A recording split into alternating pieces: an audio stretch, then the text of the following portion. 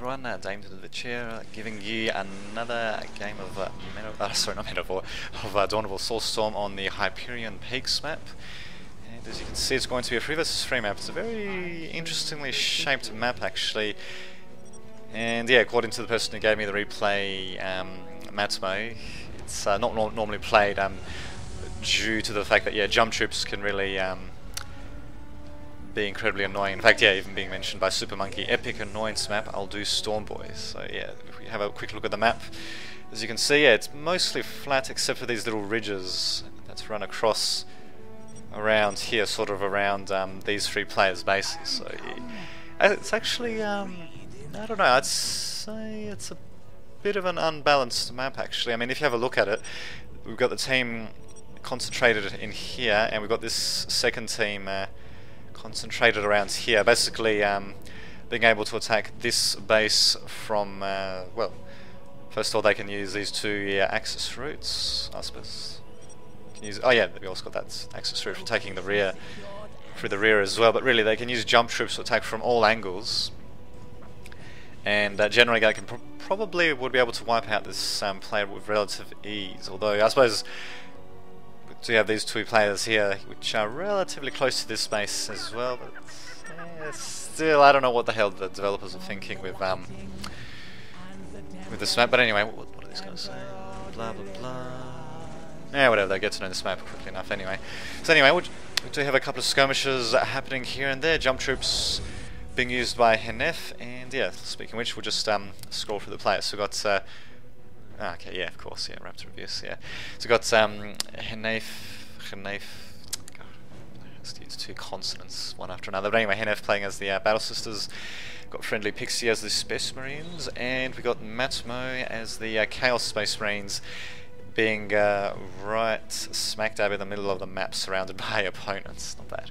And yeah, the second team consists of Super Monkey as the Orcs, TFK, Okos, Mokos, we'll just call them Okos, as this Chaos Space Marine is getting attacked by Matmo. He's actually doing a good job in taking out his plasma generator, very nice.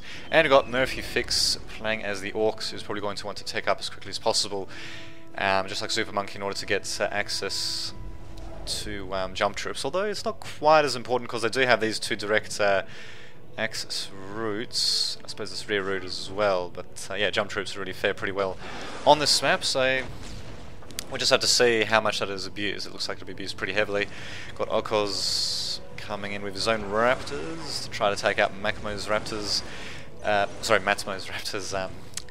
He's going to want to get out there as quickly as possible. Bam, and yep, he's just going to go around to try to do a bit of harassment, but Okos has managed to upgrade 1 listing post at the very least, and Raptors, they can only jump once before needing to recharge their ability. So it kind of sucks really, but at the same time we have a couple of fancy things that other jump troops don't have, such as flamers, and yeah, they've got pretty good sergeants once it's upgraded as well. I think it's called an aspiring champion, that's it. They need a case armor for that apparently. But yeah, Matsumo is still continuing his rampage, little miniature rampage across the top of the maps. Actually, I'm not really ganged up on or anything like that, which is what I would have suspected might happen, but apparently it's not happening. And look, got Super Monkey fortifying this choke point at the same time. This listing post, yep, has been upgraded as well, and yeah, we do have Friendly Pixie trying to attack through the, I suppose you could say, the rear entrance to the bottom of the map, so not doing too much damage unfortunately. He doesn't actually have much in the way of troops. In fact, I'm surprised he's even bothering to attack with what he has there. But there's a Scout Marine in this case who meets some unfriendly cloak troops apparently, although we're not seeing any command or anything like that from him. Interesting, and he's even gone there, Voltaire. I don't know why you'd even bother with that on this sort of map, given how ridiculously open it is, but anyway. And we've got Matsumo continuing to harass, and actually, might be able to, yeah, should be able to take out that builder, but yeah, that listing post is going to take a bit of a toll on the Raptors as well. He's going to want to get them out of there as quickly as possible. Got a counter-attack by Murphy though. And yeah, the lack of the Force Commander, and in fact the listing post hasn't been upgraded, it's going to be upgraded soon I suppose, but the lack of a Force Commander for what's his name, Friendly Pixies, yeah, really going to hurt him, and yeah, his lack of Macro is really going to hurt him as well, getting Skull Probe killed. The rest of his troops are going to be falling pretty quickly as well, and yeah, Super Monkey managing to fortify this position pretty heavily. Yeah, it doesn't have any war banners at home actually. Nope, not from what I can see. So yeah, basically leaving all of his tech, because yeah, war banners are important for tech, yeah, leaving all of his tech structures on the enemy's front door. Not always the best thing to do, but yeah, in this particular map I suppose it could be worth a shot as long as you can keep the bulk of the enemy's armies from converging on this location, which appears to be the case actually. We do have attacks happening all over the map, one happening on the right. Finally this listening post being upgraded though. Here we go, we finally got Friendly Pixies Force Commander out. Coming in from the top here, not really sure how he got there, but anyway, coming in from the top. Where the hell is he actually? Ah, there he is. Okay. Yes, coming in to do a bit of damage there. Might actually be able to take out Big Mick. Yep, down he goes. So very nicely done indeed. Finally managing to beat back the Orc Horde for the time being. To have shooters upgraded with big shooters, also sluggers upgraded with burners. Not something you see too often. Same time though, Hinef is going to be counter-attacking Matmo's base with his Seraphim. And yeah, Matmo's got his own fancy schmancy raptors, as well as the Chaos Lord to attack these Seraphims. I don't know why exactly why Hinef is not marketing them a bit. He really needs to keep them on the move. Seraphim, they got very good fire on the move accuracy. I think it's about 70% compared to the 15% of other ranged troops. And really, due to the way they move, as you can see, they can pretty much fire in a direction completely opposite to the one they're actually moving in. So basically put, you really want to keep them on the move as much as possible. And, oh, wait a minute. No, never mind. Henef was actually assisting in a defense, whoops, of Matmo's base. That's what I meant to say. I suppose you could say there's counter-attacking Ocus's Chaos Raptors, though. So there you go. Same time, they do have a massive Storm Boys upgraded with Storm Boy Knob coming in for Super Monkey, and whoa, away they go. Well, they'll end up noobly news. But anyway, it looks like they're trying to harass this listening post for time being. Wow, they actually do quite a bit of damage. I suppose there's quite a few of them as well. And they do have the Storm Boy Knob. God damn. Also have Super Monkey's big mech coming in as well, just to stop these battle systems from firing. And yeah, it looks like this listening post will probably not make it, although these Storm Boys will take a few casualties as well. At the same time, we do have Super Monkey sending in another Storm Boy squad down here, presumably to harass this listening post. Yes. Okay, yes. To harass it, and well, actually going to be decapturing strategic points. Seraphim coming in to try to cause a bit of damage there, but yeah, those sluggers, yeah, just managing to jump all over the place. And yeah, as you can see, this is where jump troops really start to look overpowered, just jumping over the ridge like as if it was nothing. If you want to go the standard land route to that location, you'd have to go all the way around here. And yeah, by the time you do that, yeah, these Storm Boys will most likely have destroyed this listening post, but might not be the case actually. They've been demoralized. And yeah, we do have Hanif with his Seraphim coming in to add to the damage of the listening post as well. And speaking of which, looks like this listening post has been destroyed, but the relic has not been decaptured though. Super Monkey, there we go, deciding to try to decapture that point now. It looks like he might be able to do that. His big mech has surprisingly emerged from all of that combat pretty much unscathed, and I don't think Hanef is actually at tier 2 yet, but anyway. And we've also got a few attacks happening in Matmo's base. A couple of Storm Boys might be able to take out this listening post actually. Matmo holding his Chaos Raptors back, not entirely sure why. I don't think keeping them on range stance would have really done that much. And you guys managed to ward off these Storm Boys. And yeah, saved his listening post barely, so you probably want to put down a couple of minefields around the listening post and upgrade it as well. In fact, I'm surprised he actually hasn't done that, given that it's in a pretty vulnerable position. He's upgraded this one, but that's about it really. Also, I think we've also got a Hell Talon from him as well. Same time, looks like the attack has resumed on Hanif's listening post down here. And speaking of which, also got this listening post under siege by Super Monkey. Oh, sorry, Super Monkey having resumed the attack on Hanif's listening post. That's what I meant to say. Burner turret was under construction, but its builder was apparently killed off. And really, in my opinion, on this map, static defense is not really going to do too much. I mean, this heavy bolter turret, I would say, has probably not seen any action at all. And speaking of which, Super Monkey's tech structures are getting targeted a bit there.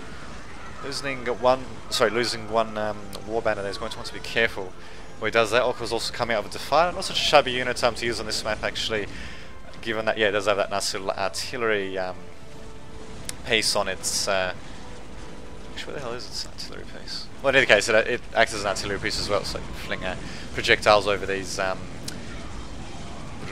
cliffs like as if they are nothing. So not too shabby. And also, do we have another listing post that was under construction by HNF getting targeted by these Storm Boys?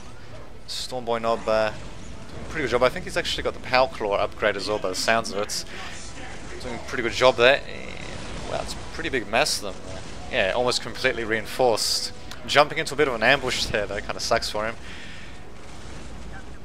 But yeah, still managing to stay in pretty big numbers. Also got a bit of a counter attack by Matmo. Yep, Matmo with his Hell Talon and Raptors coming in for the kill, taking out a listing post. I don't know if actually, I think they took out a plasma generator there as well.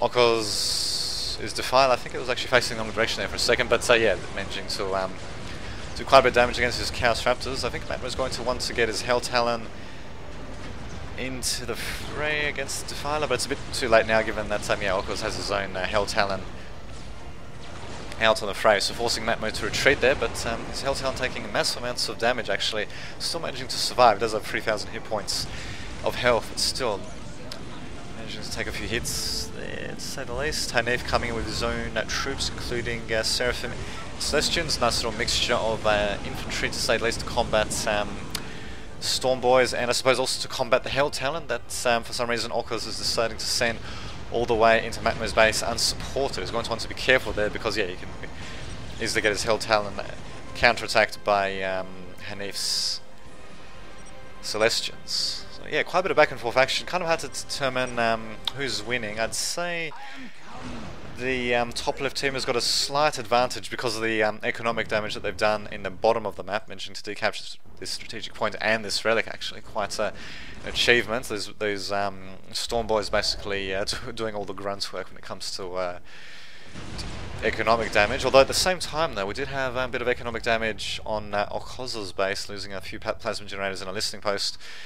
In my opinion, not quite the same amount of damage, and we do have Friendly Pixie coming in with a, let's see, there we go, 2 squads of Space Marines, one armed with missile launchers, one armed with heavy bolters. Normally, you'd actually want to mix them, funnily enough, you know, just to stop one squad from being, you know, targeted by artillery and having, you know, specific anti-vehicle, anti-infantry threat completely eliminated. But what the hell, I mean, given the circumstances, this configuration will work pretty nicely as well. So Murphy's base is under siege. Doesn't look like he's got too much there. He does have some shooter boys. I don't know why he's decided to reinforce them so heavily, but does have some shooter boys, a few tank busters, and crap loads of sluggers. Don't know if that'll be enough though. He's teleported the sluggers straight into the mix. Oh, and he does have storm boys as well.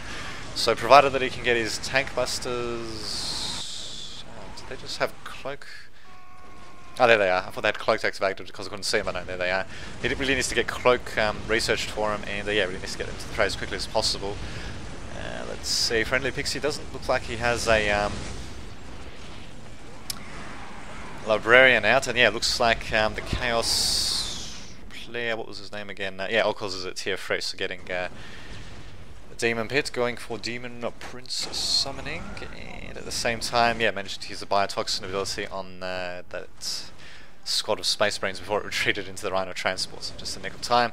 Managing to save at Murphy's base for the time being, though. Let's see what happens. Matt also taking with a force of Chaos Space Marines, and yeah, thankfully Friendly Pixie's forces coming in though, so taking a bit of damage from that Biotoxin ability, and I'm pretty sure it should be spreading relatively so, maybe. I'm not too sure, but yeah, in any case, yeah, Okos is Defiler taking the brunt of that missile attack from yeah, from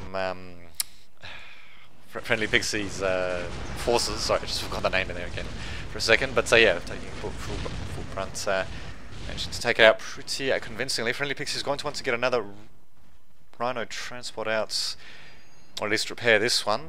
You don't really want it to fail in the middle of you know, all these melee and ranged troops. And what do we have here? I think I win most annoying indeed. He certainly has, with the amount of Storm Boys he has in the field. God damn, doing quite a bit of damage, economic damage to Hanif's base in the south, but it doesn't look like he's continuing for the time being. There's a crap loads of Storm Boys though, completely reinforced. So much so that they actually get that orc, well, that mob bonus or whatever that you have from having so many orcs in the same area at once. So there we go, certainly putting the squeeze on Hyperion, but at the same time though we do have a bit of a battle occurring around the entrance towards, I suppose you could say, the middle of the bottom right team's bases. But just what happens. Friendly Pixie does have a Predator out. Doing pretty good amounts of damage there. I don't know where exactly the tank busters are for Murphy. I'm pretty sure he had a couple there, but for some reason they're nowhere to be seen. So very unfortunate. But anyway, Orca's using that Demon Roar ability, but because it was only next to Grey Knights, which are morale immune and not really doing any damage there. Not bad indeed. So yeah, a bit of a mistiming there by Orca's Smokers. What can you do? Actually, wait a moment. Horrors would be perfect. Yes, they would be, but instead we have Orca's coming out with Possessed Chaos Space Marines, doing quite a bit of damage actually to these Terminators. And these Grey Knights, even though they're anti-demonic units, they actually don't do as much damage against possessed squads as they do against demonic units, such as this Demon Prince, Bloodthirst, etc., etc. Because yeah, these Possessed Chaos Marines, along with Obliterators, they get that, even though it's heavy infantry armor, they actually get that heavy elite infantry armor rather than demon armor, and yeah, basically those Grey Knights don't do as much damage to them as they do against demon units, which is pretty understandable. But you think bloody possessed squads, you think they'd be demonic. I mean, look at them. They're bloody twisted and all that. But no, apparently not. Also, looks like we had a bit of an orbital bombardment to be able to being used there. Only a couple of shots being fired. Friendly pieces. Not bad. So yeah, looks like he's going to be losing all of his forces there. Very unfortunate indeed. Let's go Super Monkey coming in for the kill in the southern part of Hyperion space. And we do have quite a few tech structures. In fact, all of the war banners in the front being taken out. Super Monkey being forced to build his, or rather to rebuild his war banners within his own base. Although he's still managing to hold this listing post barely. But yeah, Matsumo's own Demon Prince is also coming into the fray to try to do a bit of damage as well. Also has his own Chaos Predator out. Doesn't have a tier 4 research just yet though. But yeah, as you can see, the I suppose you could say the top right approach has been captured. Oh, we also do have a couple of cloaked tank busters there. I don't know if that'll show up in the video too well, but yeah, you can see them walking around as well. And yeah, looks like this left approach has been captured as well. And yeah, at the same time, Super Monkey has been slowly but surely destroying the economic might of Hyperion as well. So Hyperion does have a couple of Celestians out. Indeed, but yeah, not really being able to do too much damage. He's actually upgrading him with anti-vehicle weapons. Has another squad of Celestians out. He's just continuing to build Celestians. I don't know what the hell he's thinking there, but also had a glitch happening somewhere, not entirely sure where. Wait a minute! Don't tell me this Demon Prince can attack. Oh no, I don't think it can attack here. For a second there, with its animation of what that's what it was doing, but I think it was actually attacking something else there. Just seeing the splattered remains of it. Super Monkey saying I'm at 80-50, still going. Interesting. And yeah, looks like Matmo is in a bit of trouble, to say the least. Super Monkey saying GG, most likely because yeah, this bottom right team is going to be falling. And yeah, in my opinion, the map is a little bit unbalanced, given this little salient that's formed by having Matmo's base here basically at the front, so that it can be attacked by basically all three of these bases all at the same time. So yeah, it's a bit of crappy to say the least, but what can you do? Also looks like we had that burner bomb being used by the Mad Dog as well, doing a bit of damage to Matmo's plasma generators by the looks of this, I think. There's a few obliterators on the field, but without proper support, Sam is not really going to be able to do too much. They'll be forced to run around. I suppose there's a listening post to shoot at troops trying to melee him, but it's really the sheer number of troops that are attacking his base. Wow, tramploads of flash hits to say the least, and tank busters as well. Wow, really taking their time reloading to say the least. Yeah, basically ripping apart Matmo's base, and not really too much I'd say that the bottom right team can do at this point. This Chaos Marines even using their good old flames, and yeah, there goes Matsumo, so very unfortunate indeed. not too much he probably could have done to stop what was happening there, given his the position of his base in relation to the opponent's bases. I mean, really in warfare you don't really want to form a salient, especially an extreme salient like the one we're seeing here, just completely jutting out into what one could say is the enemy's front line. But yeah, that's just how the map's designed, and there you go. I suppose the bottom right team just tried to make the most of the situation. Probably could have done a better job in having this strategic point secured as well, rather than letting Super Monkey hold on to it for most of the game. And Hinif, yeah, really was unable to keep the southern portions of his base secure with all those bloody Super Monkey's troops, Storm troops, Storm boys in particular, coming in just time and time again to harass the crap out of him. And Heath actually going with crap loads of Celestian squads, which might not actually be too bad if they... they did have some battle system support, but yeah, not really too much else happening. He's actually going for a bit of a counter-attack on Super Monkey's base here, but yeah, these Obliterators are just going to be ripping apart these Celestians. Got multiple Celestians dying at once even, wow. And yeah, it's just basically curtains for the bottom right team.